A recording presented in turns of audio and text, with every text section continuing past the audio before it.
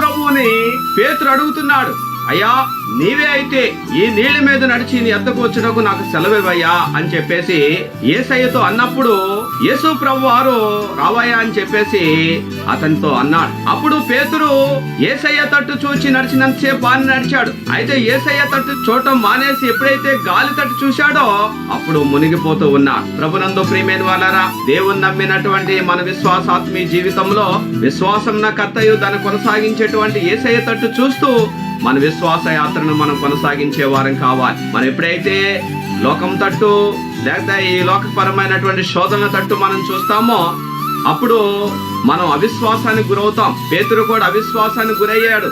సందేహంతో నేను యేసయ్యను చేరుకోలేనని చెప్పేసి ఎప్పుడైతే అతనిలో సందేహం కలిగిందో మునిగిపోతూ ఉన్నా.